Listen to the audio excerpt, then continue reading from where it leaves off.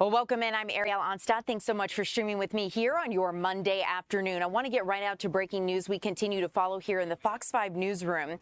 The ceasefire between Israel and Hamas continues to hold, and you're taking a look at video from just a couple hours ago in Egypt, where President Trump signed a peace agreement between the two parties. He was joined by many other world leaders. You can see leaders from other Arab nations like the Egyptian president, the president of Jordan, as well as leaders from Saudi Arabia, United Arab Emirates, and Qatar.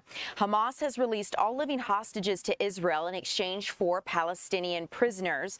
We watched emotional reunions between families who hadn't seen their loved ones in more than 2 years.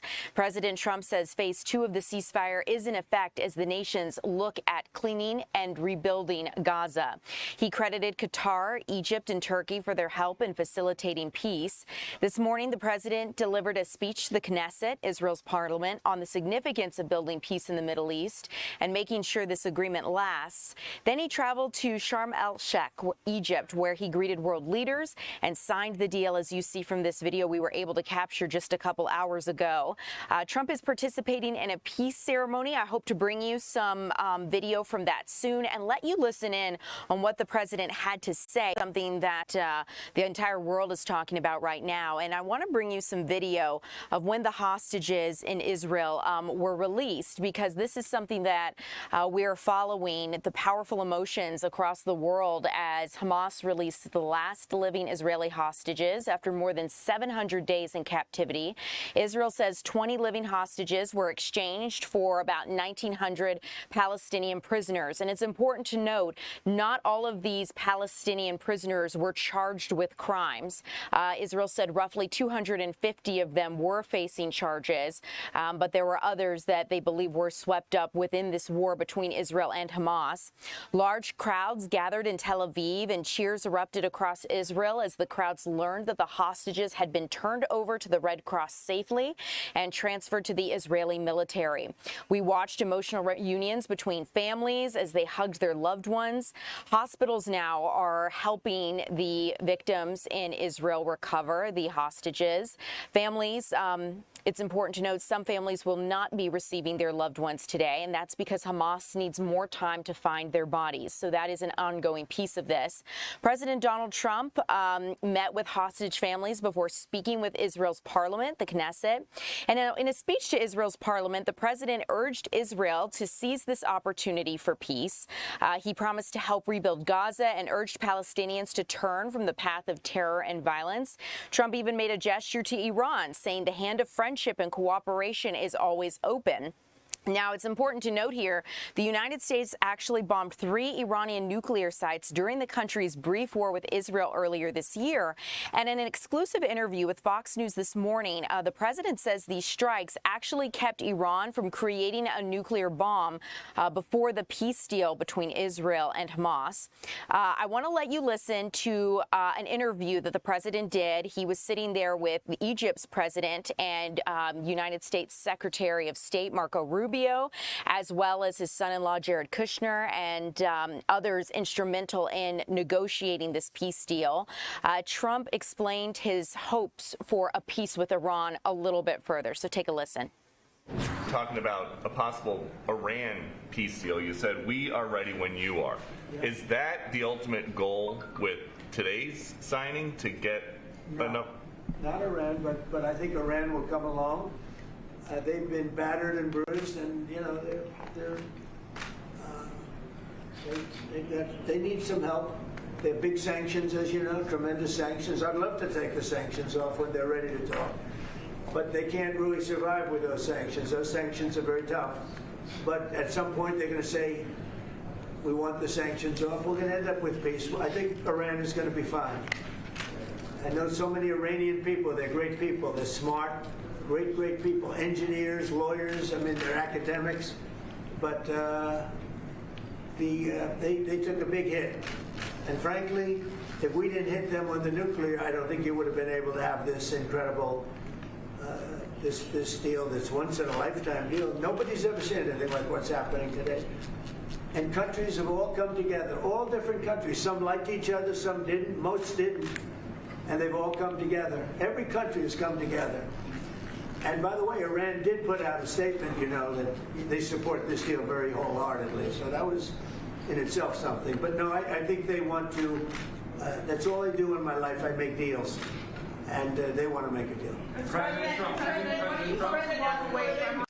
Now, that was just before President Trump participated in an international peace summit in Egypt. It was right before he signed the peace agreement. And I want to show you video from that summit and Trump, as you can see there, greeting world leaders who attended this summit in Egypt.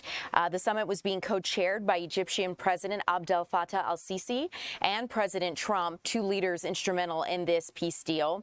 Leaders from more than 20 countries also came to visit and sit with these leaders at this summit. We saw the president shaking leaders' hands before the ceremony. And I want to let you listen in a little bit to what President Trump had to say during his speech. This was right after he signed the peace deal with Israel and Hamas, as well as other leaders that were there. But many of the leaders of the Arab world and Muslim countries, including Indonesia, stood behind the president and alongside of him on this platform in Egypt. So I want to let you guys listen to what President Trump had to say during this. Now I invite the honorable guest to deliver his speech. Excellency President Trump, kindly proceed. The floor is yours.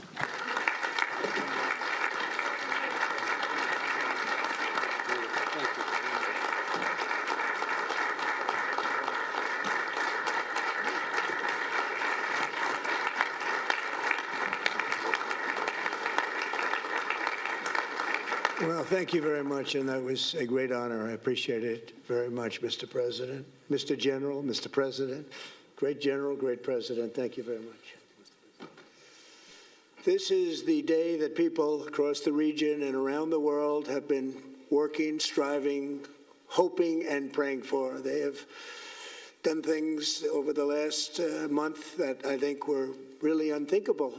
Nobody thought this could happen. With the historic agreement we've just signed, those prayers of millions have finally been answered. As you know, the hostages have been returned, and further work goes on having to do with the, sadly to say, bodies. Together we've achieved what everybody said was impossible. At long last, we have peace in the Middle East, and it's a very simple expression, peace in the Middle East, and we've heard it for many years, but nobody thought it could ever get there, and now we're there. And I want to congratulate everybody sitting in these first few rows and standing behind me. I don't know why they chose to stand, but I promise I'll make it short, okay?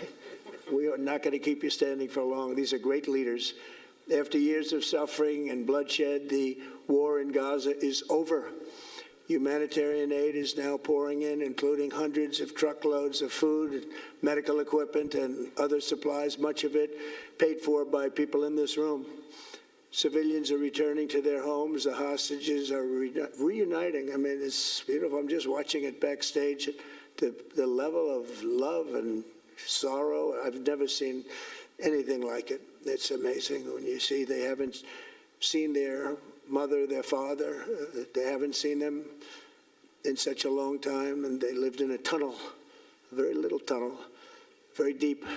And the level of love is just incredible. It's a beautiful thing to see. It's, in one sense, it's so horrible that it could have taken place, but in another sense, it's so beautiful to see. A new and beautiful day is rising, and now the rebuilding begins. The rebuilding is maybe going to be the easiest part. I think we've done a lot of the hardest part, because the rest comes together. We all know how to rebuild, and we know how to build better than anybody in the world.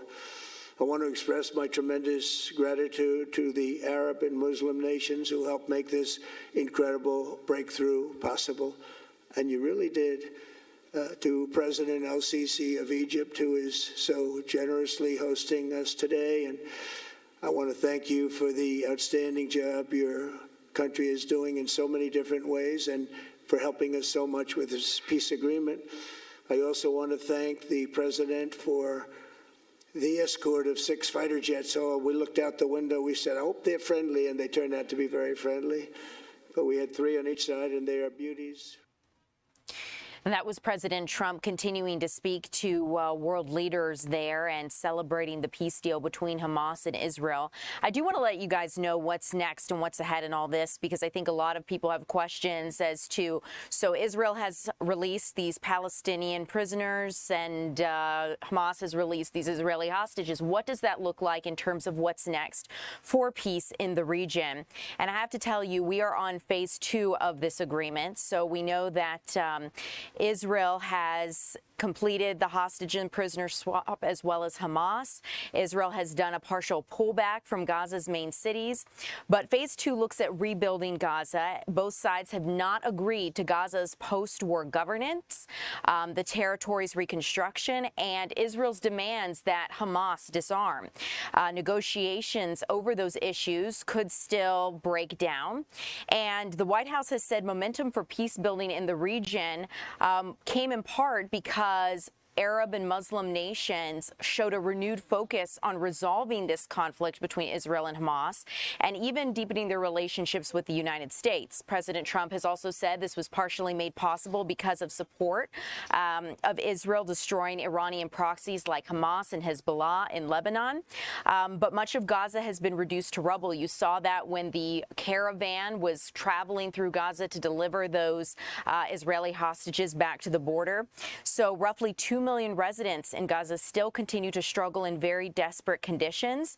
Under this peace deal, we know that Israel has agreed to open 5 border crossings, which will help the flow of aid and food supplies into Gaza. Roughly 200 U.S. troops are also going to help support and monitor the ceasefire deal as part of a team.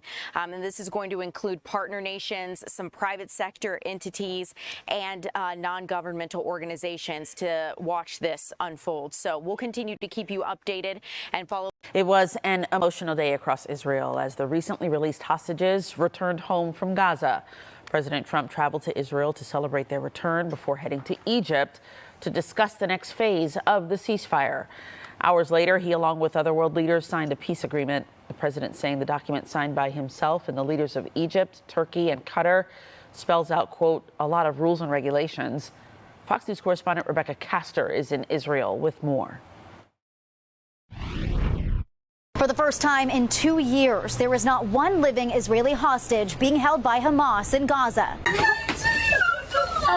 Home at last. One by one, the remaining living hostages reunited with their families in Israel just hours after their release from Hamas captivity. Hearts were placed on their pictures in Hostages Square, marking their return. When we suffer together. And when we are happy, we're happy together. President Trump, addressing the Israeli Knesset in Jerusalem, declared this a golden age for Israel and urged the country to work towards lasting peace. After so many years of unceasing war and endless danger, today the skies are calm, the guns are silent, the sirens are still, and the sun rises on a holy land that is finally at peace. Prime Minister Benjamin Netanyahu called the president the greatest friend Israel has ever had in the White House. Under your leadership, we can forge new peace treaties with Arab countries in the region and Muslim countries beyond the region. President Trump then traveled to Egypt to finalize his peace plan alongside leaders from more than 20 countries.